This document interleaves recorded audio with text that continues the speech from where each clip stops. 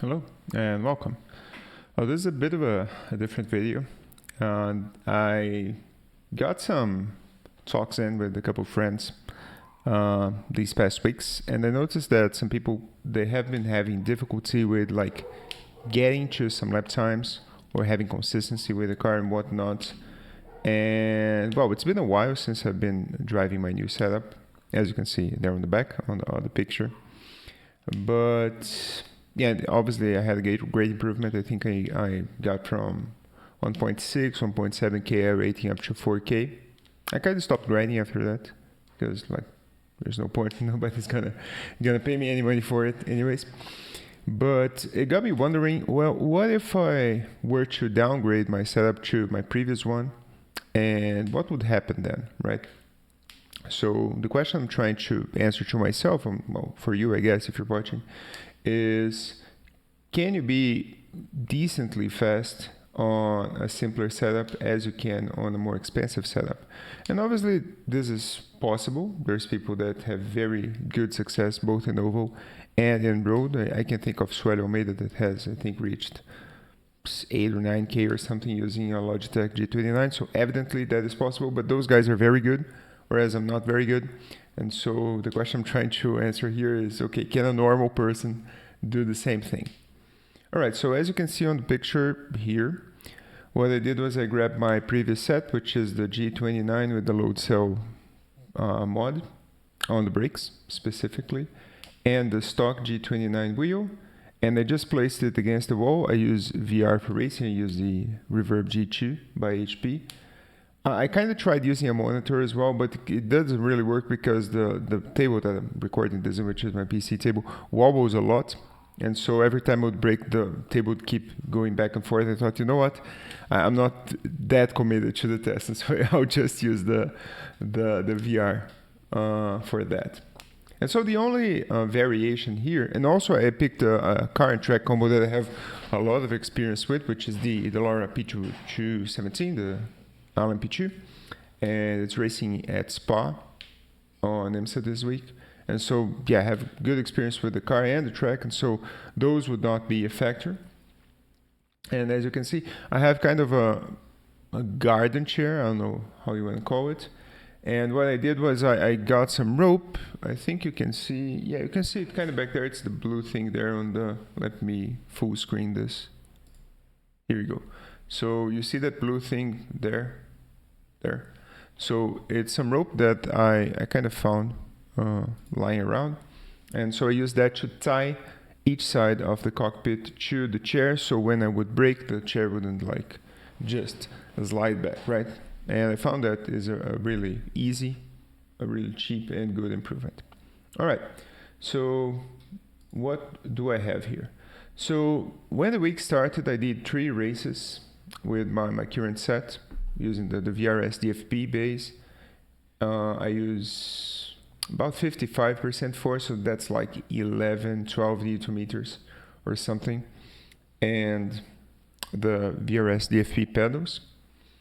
And so let's see. I also wrote down the temperature here because that's very important. So you can see my first race here. I kind of took out here both the pace lap and pit laps, and maybe some major outliers. Maybe I didn't spin any time, but there were some 212s because there was some GT3 doing something. That kind of happens. And so I took those laps out so as not to muddle the comparison. And so my average lap time here in the first race was a 206.1, but the track is very cool here, so I guess you can't really take that much into account. Next race was at 40 degrees. The track conditions is the same for all. It's clean, so 0% usage, which is nice for my purposes here. So second race, average 206.8. Next race, 36C, almost 37. That's a 207.0. This kind of depends because sometimes I'm going from pole, and obviously I can just like drive by myself and do the best lap time I can. Other times I'm coming from the midfield and then I can't drive as hard. I have to wait for people. I think this was the case in this race in particular. I think I came in from penultimate or last because I couldn't post a qualifying time. I have to pass people at the beginning of the race. And then finally, I have the G29 here, which is the race I did yesterday. I came from second place. Kind of a good pace. I didn't have to hold back that much, to be honest. And as you can see, the average lap time here is a 207.4. So that's about, I would say, half a second, a good half a second per lap slower on average than when compared to the VRS. Okay, what other impressions did I have? So would you, if you get better equipment, will you have better pace? I would say that on a one lap basis, like if you want to go as fast as possible, I think it's very possible for you to get just as good of a lap time as you would in a more expensive equipment. However, over a long race, IMSA is 45 minutes, ESS 1 hour, well, at least for this season. And so, yeah, there over time you have difficulty like keeping the same average lap times as you would with the more expensive equipment. However, it's not like insane. So if we're talking top split here, if we're talking 3K plus, I would say it does make a difference, of course. But under that, not really. Like people mostly have issues with like keeping the car on track and negotiating passes in multi-class. I see that in lower splits, which sometimes I get placed in, like the middle split. I see people are kind of too aggressive passing GT3s or LMDHs or GTPs passing, so they like go too wide or too wide on Eau Rouge or something crazy like that.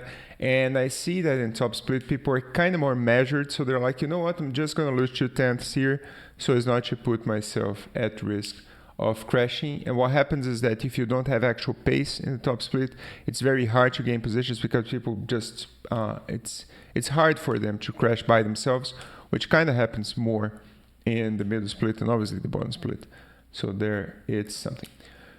I also have a couple clips here. Let me bring up my sim here. This is after coming out of the pits, I think.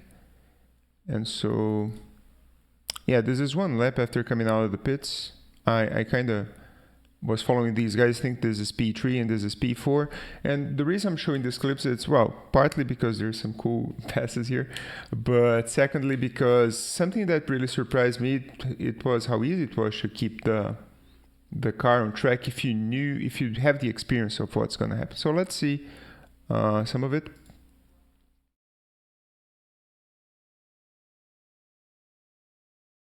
As you can see, I'm setting up, I think, for the bus stop here.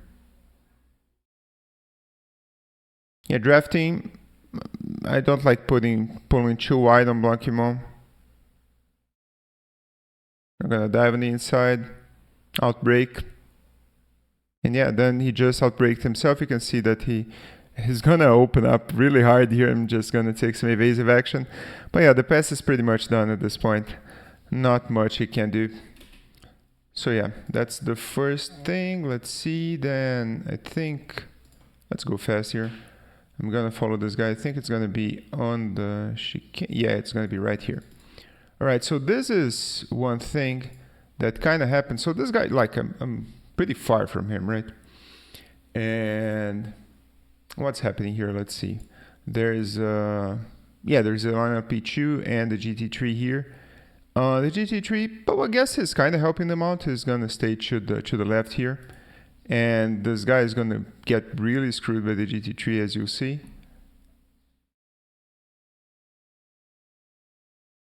Yeah, but right here the pass is already complete, so I guess he could just like cut into the inside here, just gun it, and then it would make it hard for me. Where am I at? Yeah, I'm still far away, as you can see, right?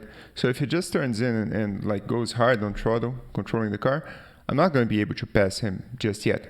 But I guess maybe due to vision, maybe he doesn't have like VR, he doesn't have triple monitors, he's not aware that the pass is already complete. And so what's going to happen is that he's going to be really hesitant on acceleration. Let's see here. So yeah, as you can see, let's check the GT3 perspective here. Yeah, I guess if you just, especially because the LMP2 has more acceleration, right? So he just turned in here and just accelerated, then he would not crash into the GT3, but instead just chooses to keep on the outside here, like really tentatively. And what's happening in between? Well, I'm coming I'm basically setting up here, so I'm purposely not accelerating too much. You see it. Usually I just end up on the middle of the track here, but this time around I'm way to the right here because what I want to do is just get the best exit out of the second section here. That's precisely what happens, and then it just pulled to the inside, and now, yeah, it's just done. He can't do much about it. And then the final pass is going to be on this white car here. Yeah, I don't think there's much yeah, there's not much to highlight here. He's being very responsible, this LMP2, not dive bombing the GT3, which is nice of him. A very good racecraft there. And now, let's see, yeah, the issue here is that he's going to have a poor exit out of this corner. I guess, yeah, you can see how shallow his entry is here. Like, he's way to the left here, whereas I'm in the middle of the track here. So I guess what he should have done here is just, like, kept the car more to the right, really. So he would have good traction, because what happens is, like, I have way better traction now. And finally, I think he's gonna pin himself behind this car here. Let's see what happens.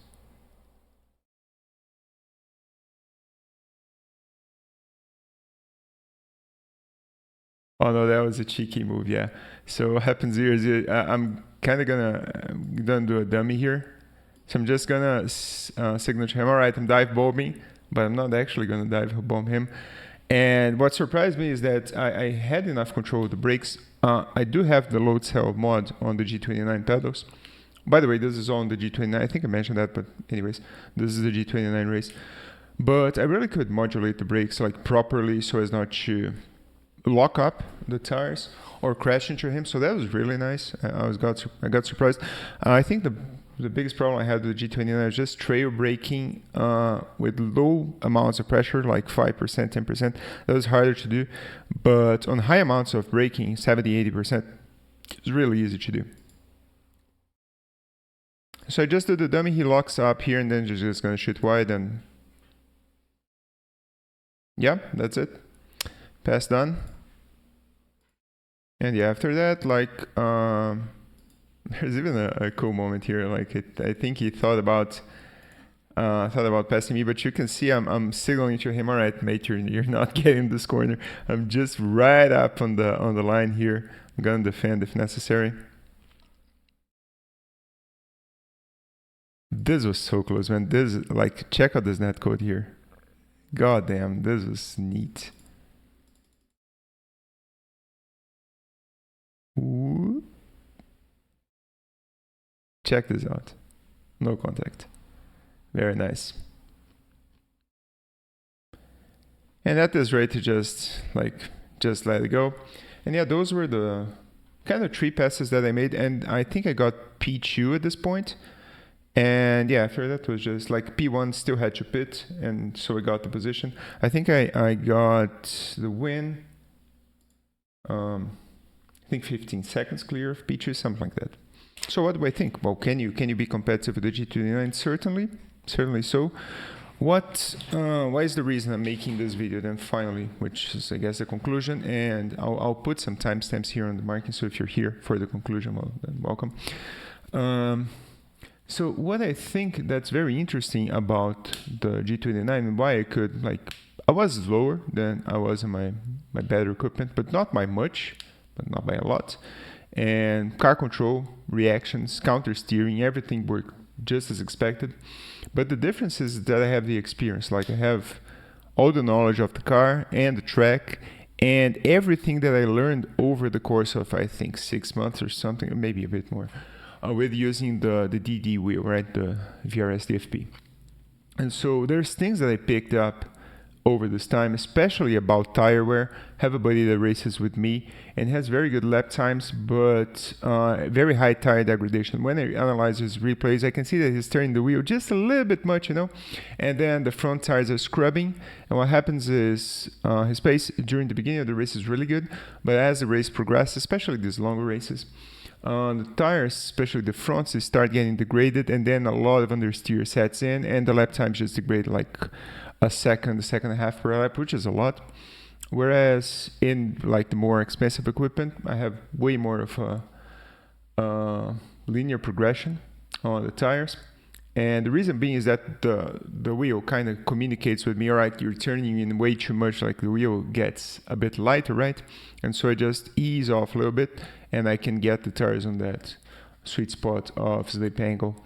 And so what I wondered is, all right, now that I'm going to the G29, I have way, and it's insane how much less force feedback you have. It's hard to drive with it, like, because you're kind of floating a little bit on top of the track, you're trying to guess.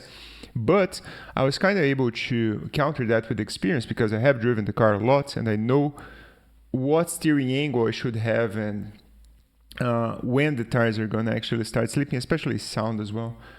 And so I was able to not fry the fronts over the course of the stint, and I didn't degrade my lap times at all. Like if you check here let's see, had you check here the sheet, right? This is for the G29 race. So I'm starting out here with like 206.9, 0.5, 0.9 again. And then up until the 6th lap here, the tires are in good condition, then they start falling off a little bit. But then what do we have? 7.6, 8.1, 7.7, 7.6, 7.3, 7.0, 7.3, 7.1. Something happened here, obviously. 6.7, 7.3, 7.4. So very constant, right? Very, very consistent in terms of lap time. So there is degradation for sure, but it's not impacting the lap times all that much.